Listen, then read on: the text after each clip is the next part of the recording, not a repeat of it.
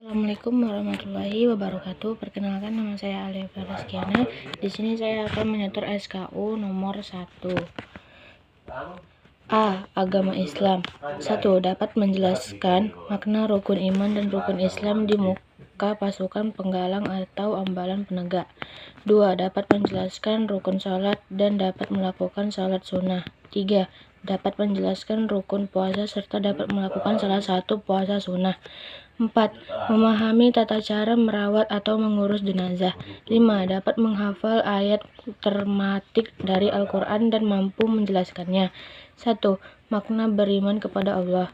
Kita mengetahui bahwa manusia bukanlah yang menciptakan dirinya sendiri, karena sebelumnya ia tidak ada. Sesuatu yang tidak ada tidak bisa mengadakan sesuatu. Manusia tidak pula diciptakan oleh ibunya dan tidak pula oleh bapaknya, serta tidak pula muncul secara tiba-tiba. Dan sesuatu yang terwujud sudah pasti ada yang mewujudkannya. Dari sini kita mengetahui keberadaan Allah SWT, pencipta kita dan pencipta alam semesta. Iman kepada malaikat Allah. Makna beriman kepada malaikat Allah. Beriman kepada malaikat, maksudnya kita mengimani segala penjelasan Allah dan Rasulnya tentang malaikat. Malaikat adalah makhluk Allah yang berada di alam gaib, yang senantiasa beribadah kepada Allah. Mereka tidak memiliki sedikitpun sifat ketuhanan dan tidak berhak disembah. Allah menciptakan mereka dari cahaya dan mengaruniakan kepada mereka sikap selalu tunduk kepada pemerintahnya, serta diberikan kesanggupan untuk menjelaskan perintahnya. Makna beriman kepada kitab-kitab Allah. Kita juga wajib beriman bahwa Allah SWT telah menurunkan kitab-kitab dan telah memberikan kepada beberapa rasul suhuf, lembaran berisi wahyu. Makna beriman kepada Rasul. Rasul Allah. Rasul adalah orang yang mendapat wahyu dengan membawa syariat yang baru, sedangkan Nabi adalah orang yang diutus dengan membawa syariat Rasul yang datang sebelumnya. Makna beriman kepada hari akhir. Beriman kepada hari akhir maksudnya adalah mengimani semua penjelasan Allah SWT, Rasulnya yang menyebutkan tentang keadaan setelah mati, seperti fitnah kubur, azab kubur, dan nikmat kubur, bats kebangkitan manusia, hars pengumpulan manusia, bertebarannya catatan amal, hisab, mizan timbangan. Makna beriman kepada qadar dan qadar. Allah bermaksud beriman kepada qadar adalah kita mengimani bahwa semua yang terjadi di alam semesta ini, baik yang baik maupun yang buruk, adalah dengan qadar Allah, dan qadarnya semuanya telah diketahui Allah, telah ditulis, telah dikehendaki, dan diciptakan Allah. Rukun Islam. Rukun Islam terdiri dari 5 perkara. 1. Mengucap 2 kalimat syahadat. 2. Melaksanakan sholat. 3. Melaksanakan zakat. 4. Melaksanakan puasa. 5. Melaksanakan haji bila mampu. 2. Rukun sholat dan dapat melakukan sholat sunnah. Sholat sunnah adalah semua sholat yang dikerjakan di luar sholat yang difardukan. Sholat sunnah disebut sholat nawafli atau sholat nafilah. Rasulullah SAW selalu mengajarkan sholat sunnah baik di siang hari maupun di malam hari.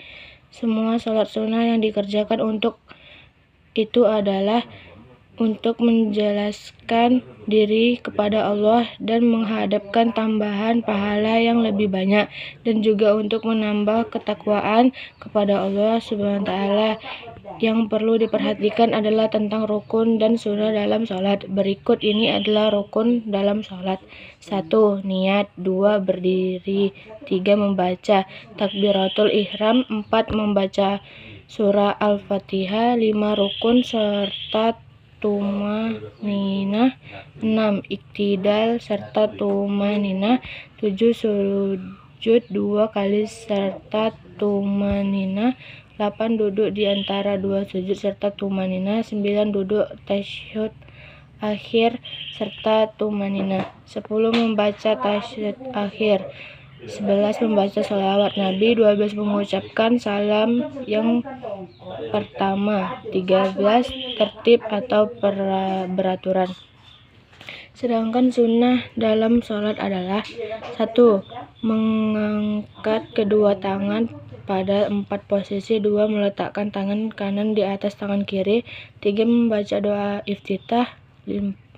Membaca tawud sebelum membaca surah Al-Fatihah. 5. Membaca amin sesudah membaca surah Al-Fatihah. 6. Membaca surah atau ayat Al-Quran setelah membaca surah Al-Fatihah. 7. Mengeraskan bacaan surah Al-Fatihah dan surah atau ayat ketika waktu sholat maghrib, isya, dan subuh. 8. Membaca takbir setelah berpindah rukun. 9. Meluruskan punggung dengan belakang kepala ketika rukun. 10. Membaca tasbih ketika rukuk dan sujud. 11. Membaca sami Allahu liman hamidah dan Rabbana lakal hamdu ketika iktidal. 12. Membaca doa perlindungan sesudah membaca tasyahud akhir. Syarat untuk menjadi sahnya sholat adalah dengan melaksanakan rukun dalam sholat. Ketika salah satu dalam rukun ditinggalkan, maka sholatnya menjadi tidak sah dan harus diulang kembali. Namun apabila sunnahnya yang ketinggalan, maka sholatnya tetap sah. Sunnah dalam hal ini pengertiannya adalah apabila dilakukan maka dapat pada, dan apabila ditinggalkan maka rugi karena tidak dapat pahala. 3. Puasa. Apa itu puasa? Puasa ialah menahan diri dari makanan dan serta minum, melakukan perkara-perkara yang boleh membatalkan puasa, mulai dari terbit fajar hingga terbenamnya matahari.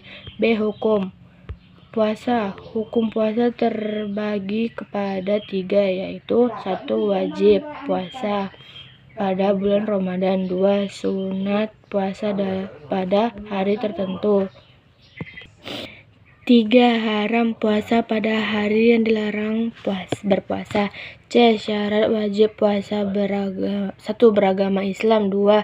Balik atau telah mencapai umur dewasa. 3. Berakal. 4. Berupaya untuk mengerjakannya. 5. Sehat. 6. Tidak musafir. D. Rukun puasa. 1. Niat mengerjakan puasa pada tiap-tiap malam di bulan Ramadan. Puasa wajib atau hari yang hendak berpuasa. Puasa sunat. Waktu berniat adalah mulai daripada terbenamnya matahari sehingga terbit fajar. 2. Meninggalkan sesuatu yang membatalkan puasa mulai terbit fajar sehingga masuk matahari. Syarat sah puasa. 1. Beragama Islam. 2. Berakal. 3. Tidak dalam haid, nifas, dan wilayah melahirkan anak bagi kaum wanita. 4. Hari yang sah berpuasa. Sunat berpuasa. 1. Bersahur walaupun sedikit makanan atau minuman. 2. Melambangkan bersahur. 3. Meninggalkan perkataan atau pembuatan keji. 4. Segera berbuka setelah masuknya waktu berbuka. 5. Mendahulukan berbuka daripada sembahyang maghrib. 6. Berbuka dengan buah tamar jika tidak ada dengan air. 7. Membaca doa berbuka puasa. 9. Perkara makruh ketika puasa. 1. Selalu berkumur. 2. Merasa makanan dengan lidah. 3. Berbekam kecuali perlu. 4. Mengulum sesuatu. Hal yang membatalkan puasa. 1. Memasukkan sesuatu ke dalam rongga badan. 2. Muntah dengan sengaja. 3. Bersetubuh atau mengeluarkan mani yang sengaja. 4. Kedatangan haid atau nifas. 5. Menghilangkan anak atau keguguran. 6. Gila, walaupun sekejap. 7. Mabuk ataupun pingsan sepanjang hari. 8. Murtad, atau keluar daripada agama Islam. Hari yang disunatkan berpuasa. 1. Hari Senin dan Kamis. 2. Hari putih setiap 13, 14, dan 15 hari dalam bulan Islam. 3. Hari Arafah 9 Zulhijjah. Bagi orang yang tidak mengerjakan haji 46 hari dalam bulan Syawal. 5. Hari yang diharamkan berpuasa. 6. Hari Raya Idul Fitri 1 Syawal. 7. Hari Raya Idul Adha 10 Zulhijjah.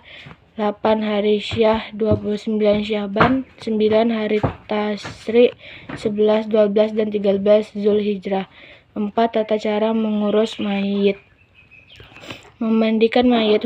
Hukum memandikan dan mengkafani mayat adalah fardu kifayah. B. Orang yang balik berhendak mandikan seorang mayat ialah orang yang diberi wasiat untuk mengerjakan hal ini. C. Diperbolehkan bagi suami atau istri untuk memandikan pasangannya. D. Bagi orang lelaki atau wanita boleh memandikan anak yang di bawah umur 7 tahun, baik laki-laki atau perempuan. Seorang muslim tidak boleh memandikan dan menguburkan seorang kafir. F. Kaifiyat memandikan jenazah. 9. G. Tidak diperbolehkan untuk mendatangi tempat pemandian mayat, kecuali orang yang akan memandikan dan orang yang membantunya. Apabila tidak ada air untuk memandikan mayat atau dikhawatirkan tersayat-sayat tubuhnya jika dimandikan, atau mayat tersebut seorang wanita di tengah-tengah kaum lelaki, sedangkan tidak ada mahramnya atau sebaliknya, maka mayat tersebut ditayamumi dengan tanah atau debu yang baik, diusap wajah dan kedua tangannya dengan penghalang dari kain atau yang lain-lain. Disusunankan untuk mandi bagi orang yang telah selesai memandikan mayat. 5. Hafalan ayat termatik.